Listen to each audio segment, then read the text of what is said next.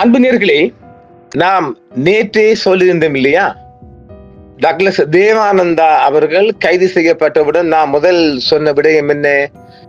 வடக்கில் யாழ்ப்பாண பகுதியில் பட்டாசுகள் படபடக்கும் என்று. ஏராளமான இடங்களில் பட்டாசுகள் படபடத்து யாழ்ப்பாணம் முழுவதும் ஓரளவு பெரிய இடங்களெல்லாம் களை கட்டியிருக்கு என்று சொல்லலாம். அதற்கான வீடியோ ஆதாரங்கள் எமக்கு அனுப்பியிருக்கின்றார்கள். இதோ உங்களுக்கு நாங்கள் சமர்ப்பணம் செய்கின்றோம். பார்க்கலாம், ரசிக்கலாம், திட்டலாம். எனக்கும் திட்டலாம். திட்டுறீங்கல்ல, திட்டுங்க. நாங்க இதுல ஒன்றுமே கையில மடிய நாங்க இவரை காட்டி கொடுக்க போயும் இல்லை, போட்டு கொடுக்க போயும் இல்லை. நடக்கிறத நமக்கு வருகுது தாரம். இப்ப நாங்க யாழ்ப்பாணத்துக்கு போய் நான் பட்டாசை நான் பார்த்தா வந்தேன். நமக்கு நம்முடைய நட்பு வட்டங்கள் அனுப்புங்கள், அதை உங்களுக்கு தாரம். அவ்வளவுதான். இன்று காலை சிஐடியால் அமைச்சர் டக்ளஸ் தேவானந்தா அவர்கள் கம்பஹா நீதிமன்றத்தில் ஆஜர் செய்யப்பட்டிருக்கின்றார். ஏனெனில் ஒருவரை கைது செய்து 24 மணி நேரத்திற்குள் நீதிமன்றத்தில் அவரை ப்ரொடியூஸ் பண்ண வேண்டும் என்பது ஒரு ரூல். அந்த வகையில் கம்பஹா மஜிஸ்ட்ரேட் நீதிமன்றத்தில் ஆஜர்படுத்தப்பட்டார்.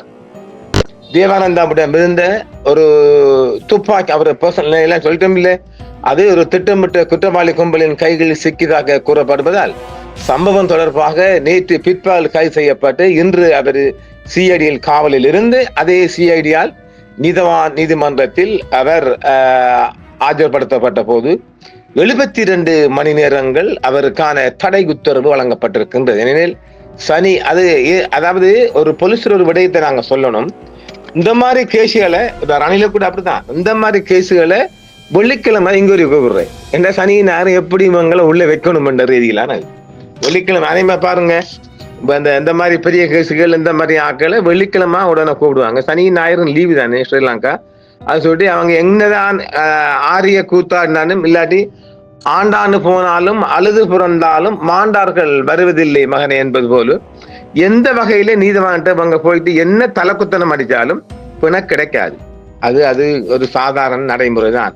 அதனால் எப்படியும் இவங்க எப்படிதான் வந்துட்டு ஊர்ல உள்ள அத்தனை உலகத்தில் உள்ள பெரிய பிசி லோயர்மாரை கொண்டு போட்டு கேட்டாலும் நீதிவான் கொடுக்க மாட்டார். அது மிக கூடுதலாக திங்கட்கிழமை தான் கொடுப்பது. அந்த வகையில இவர் 72 ஹவர்ஸ் போட்டுகிறதால செவ்வாய்க்கிழமை மீண்டும் இந்த கோடு வருகின்றது.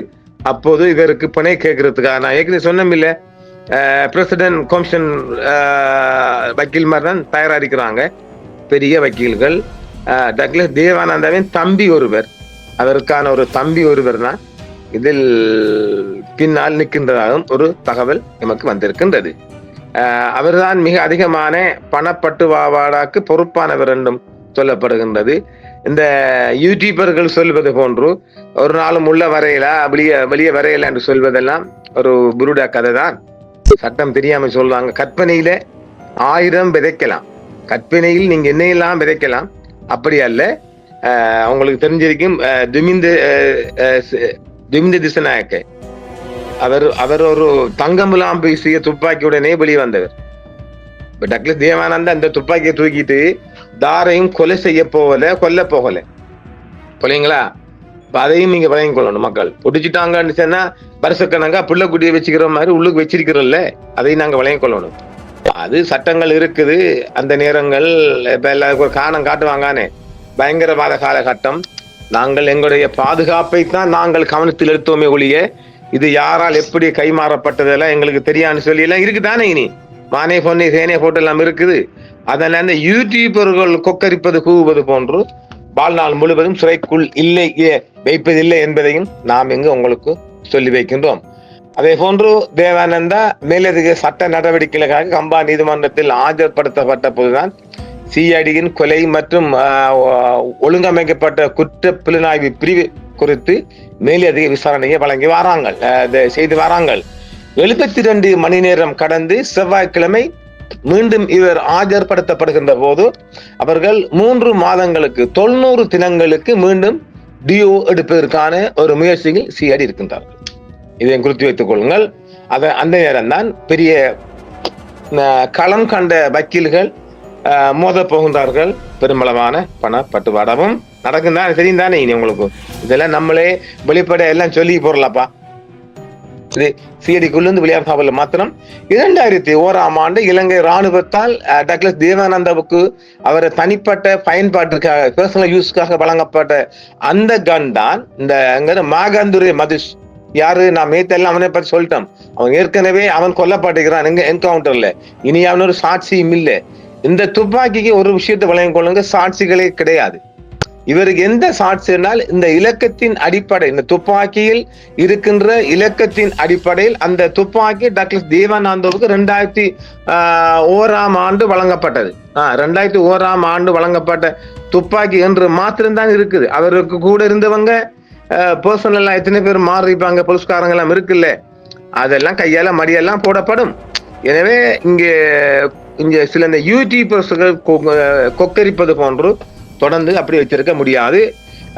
மாகந்துர மதுஸ் கூட இல்லை. ஆனா இந்த குரூப்பு கூட இவங்க நல்லா சுற்றி உழைச்சி பழச்சி எல்லாம் பண்ணிருக்கிறாங்கன்றது மட்டும் ஊர்ஜியமாயிற்று. அப்ப இன்றும் நாளையும் திங்களும் மீண்டும் அவரிடம் பல வகையான இன்கொயரிகள் நடைபெற்ற போகின்றது என்பதையும் நாம் இங்கு எட்டி வைப்போம்.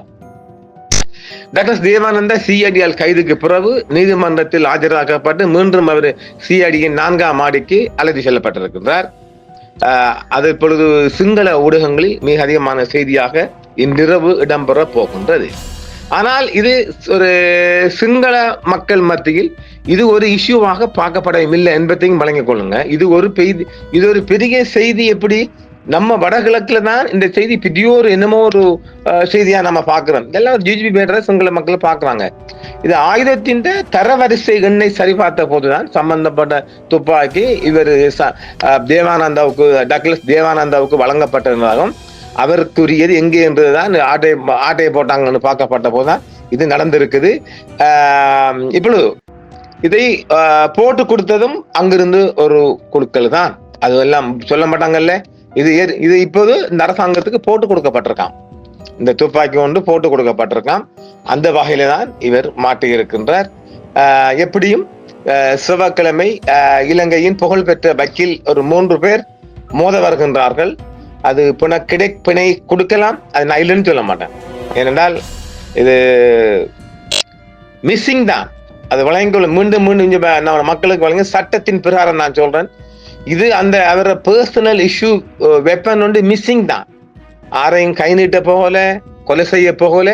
ஆனால் ஏற்கனவே என்கவுண்டர்ல கொல்லப்பட்ட ஒருத்தன் குரூப்ல பிடிபட்டிருக்கு. அவ்வளவுதான். அது எவ்வளவு வித்தையெல்லாம் செய்யக்கூடிய ஆக்கள் சொல்றாங்க. எல்லாரும் தேவானந்தா லீவ்ஸ் பட்ட ஆள் இல்ல, அவர் நம்ம தப்புவாரண்டு. அதெல்லாம் எங்களுக்கு தெரியாப்பா. அவரு தப்புறது தப்பாம போகல சரியா. அந்த துப்பாக்கி அவர் எவ்வளவோ செஞ்சிருக்கலாம். அப்படிதான் அவனே எல்லாம் போகக்கூடாது. முதலாவது குற்றவாளிகளில ஆயுதங்கள் போகக்கூடாது. அது மூலம் அது பிரச்சனை. அதெல்லாம் எவ்வளவோ மறைச்சு செய்ய வேண்டிய விடயங்கள் இப்படி முட்டாள்தனமா செஞ்சிருக்கலாம். ஒரு பழைய 2001 மிச்சம் மோசமான யுத்த காலங்கள். இவர் எவ்வளவு காலம் இதை பாவிச்சான்னு கூட தெரியாது. 2001 இவர் இஷ்யூ பண்ணப்பட்டுச்சுண்டாக்கா இவர் அதை எவ்வளவு காலம் பர்சனலா யூஸ் பண்ணார், எப்ப மிஸ் ஆயிடுச்சு. அப்ப அதெல்லாம் வழங்கணுமா இல்லையா? இப்ப கவர்மெண்டால் அது என்ன பிரச்சனை என்றால் இந்த விஷயத்தை வழங்கிக்கொள்ளுங்க. நல்ல வெளிப்படையாக பேசும். இது கவர்மெண்டால பேருக்கு ஒரு வெப்பன் கொடுக்கப்பட்டாலும் அவங்க பர்சனல் யூஸ்ல மிகவும் சக்தி வாய்ந்த கன்கள் தான் பயன்படுத்தது. இது அவரோட பாதுகாப்பு கருதி. ஏன்னா அவர் கூட அரசாங்கம் கொடுத்த படை கூட ஒரு தனிப்படையும் இருக்குல்ல. அதனால இது எங்கேயாலும் ஓரத்தில் போட்டிருப்பாங்க. இவங்க பெரிய பவர்ஃபுல்லா கொடுத்துருப்பாங்க. இப்ப பர்சனல் யூஸ் வந்துச்சுன்னா பெரிய பவர்ஃபுல் ஆயுதமா கொடுத்துருப்பாங்க. இப்ப புலிகளின் தலைவர் பயன்படுத்தியது இலங்கையில யார்ட்டையும் இல்லாத கண்ணல். அதை மெச்சிக்கிறான். அப்படி இப்ப இவருக்கு தெரியும் தான். அப்ப இவரு துரிதகதியாக சடன்லி இயங்கக்கூடிய மிகவும் சக்தி வாய்ந்த பெருமதி மிக்க கண்ணை இவர் பர்சனல் இஷ்யூவா பயன்படுத்திக்கலாம். அரசாங்கம் கொடுத்தன்னு சொல்லி யாரும் தெரிய பேர் பாக்குறலே. இப்ப அந்த இவன்கிட்ட அந்த கள்ள கூட்டத்துக்கிட்ட இந்த மாதிரி கிரிமினல்கிட்ட பட்டது பிறகுதான் அரசாங்கமும் விழிச்சிருக்கு. அங்கடா ஆஹா இவனை கொடுத்த ஆயுதம் இல்லையேன்னு சொல்லி. எனவே இது ஒரு நாமெல்லாம் என்னை சேர்த்து சொல்லுவோமே, நம்மெல்லாம் நினைக்கிறது போன்று ஆயுள் முழுவதும் சிறையில் இருக்கக்கூடிய ஒரு குற்றம் அல்ல. மிஸ்ஸிங் அவ்வளவுதான். அதுக்கு வழி சொல்லுங்களேன்.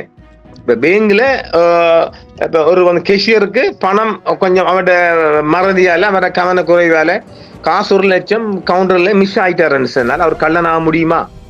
கொஞ்சம் சிந்திப்பேன். இதை கொஞ்சம் நீங்க கள்ளனாக முடியுமா மிஸ் ஆயிருப்பாரு, அவரை சம்பளத்துல வெட்டுவாங்க. அவர் தாரன் அவருக்கு அவர் கொடுத்தே ஆகணும், இல்லாட்டி ஜொப்பு பறிபோவும் இல்லை, அவர் கொடுத்தே ஆகணும். அவங்க சம்பளத்துல கட் பண்ணல, அவர் வீட்டு நிறுத்து கொடுக்கலாம். அந்த மாதிரி தான் இதுவும், புரியுதா? ராணுவத்தால் வழங்கப்பட்ட ஒரு ஆயுதம் வீட்டை மிஸ் ஆகிருக்குது. 2001 இப்ப 24 ஆண்டுக்குள்ள இன்னும் நடந்தது ஒரு ஸ்டேட்மெண்ட் மாதிரி கொடுக்கணும். அதுல இவரு அதை கொஞ்சம் தவறப்பட்டு இப்ப சொல்றாங்க. இப்ப என்ன செய்றாங்க, அவங்களோட இப்ப கோர்ட்ல நிறுத்தியாச்சானே, திங்கக்கிழமை இவர்கிட்ட பி ரிப்போர்ட் எல்லாம் எடுப்பாங்க. அந்த அவருடைய லோயர் ஒன்று கம்பா எம்சில போய் இருந்து இவங்க சிஐடியால் சப்மிட் செய்யப்பட்ட பேப்பர்கள் அத்தனையும் எடுத்து எங்கெங்க லீக் இருக்குது, அடிக்கடி நம்ம பாக்குறவா தானே, எங்கெங்க லீக் இருக்கு மாறி மாறி ரெண்டையும் பார்த்து அதுல கொலை பிடிப்பாங்க. பிடிச்சிக்கிட்டு அநேகமா அவருக்கு ஒரு செவ்வாய்க்கிழமையும் வரலாம், செவ்வாய்க்கிழமை வெளியாகிறதுக்கான அதிக வாய்ப்பு இருக்கு. ஆனா இவங்க 3 மாசம் கேட்க போறாங்க. ஒரு வாரத்துல வரலாம், 2 வாரம், எப்படியும் வாங்க மேக்சிமம் 1 மாசத்துல வெளியே வந்துருவார். புரியுதுங்களா?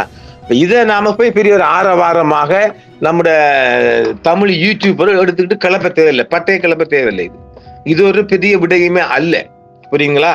பெரிய விடயம் அவட்ட மிஸ்டிங் போய் ஒருத்தரை கொலை செய்யல, ஒருத்தர் போய் போஸ்ட் பண்ணி பணம் பறிக்கல, ஒண்ணுமே பண்ணல. அதான் அங்க விளையுது.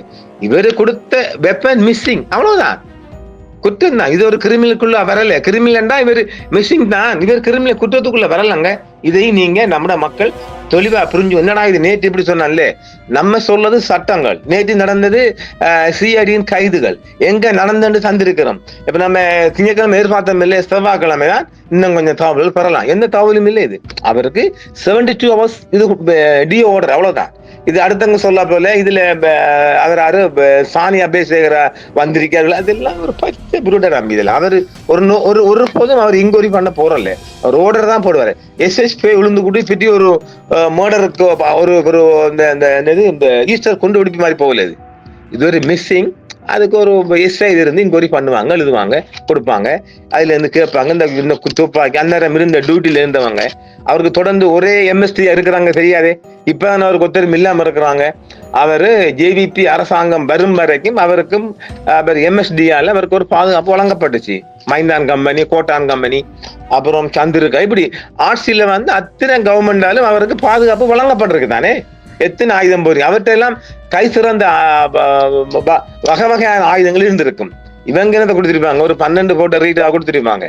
அதெல்லாம் அப்ப ஆயுதம் அவங்கள்ட்ட இருந்து இருக்கும். எனவே இது மற்றவங்கள் சொல்லுவது போன்று வாழ்நாள் முழுவதும் சிறைக்குள் இருக்கும் விடயம் அல்ல.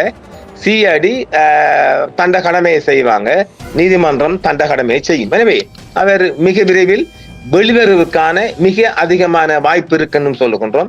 அவங்க 3 மாசம் டிஓ கொடுத்தாலும் கூட இது என்றால் இப்ப அவங்க டிஐடிக்குலாம் இது சிஐடி நடத்திக்கிறாங்க. இது டிஐடிக்கெல்லாம் வரணும், டெரரிஸ்டுக்கெல்லாம் வரணும். அது வரல, இது இவங்க சிஐடிக்கெல்லாம் கொண்டு போய்க்கிறாங்க. அப்ப அதுவும் இங்க ஒரு வேறுபாடு இருக்கு. எனவே நீதிமன்றம் சென்ற ஒரு விடயம் என்பதால் நாம் அது குறித்து மேலதிகமாக பேசவும் முடியாது, தகவல் சொல்லவும் முடியாது. எனவே செவ்வாய்க்கிழமை வரையும் பொறுத்திருப்போம். அவர் மிக விரைவில் வெளிவருவதற்கான சாத்தியக்கூறுகள் அதிகமாக இருப்பதாகவும் நாங்கள் பார்ப்போம். இது ஒரு பார்ட் 3ஆக நினைத்துக் கொள்ளுங்கள். நாம் செவ்வாய்க்கிழமை கடந்து முற்றுமுழுதாக நாம் செய்திகளை வழங்க முடியும் என்பதையும் சொல்லி மீண்டும் மற்றொரு காணொலியில் சந்திப்போம். நன்றி நேயர்களே. என்றும் உங்களுடன் சன்ரைஸ் இந்தியா டிவி. சப்ஸ்கிரைப் பண்ணுங்கள், பெல் பட்டனையும் கிளிக் செய்யுங்கள். உங்கள் ஆதரவே எங்கள் சேவை. ஆதரவு தாருங்கள், அரவணைப்போம். மறக்காம சர்ப்ரைஸ் பண்ணுங்க. தேங்க்யூ.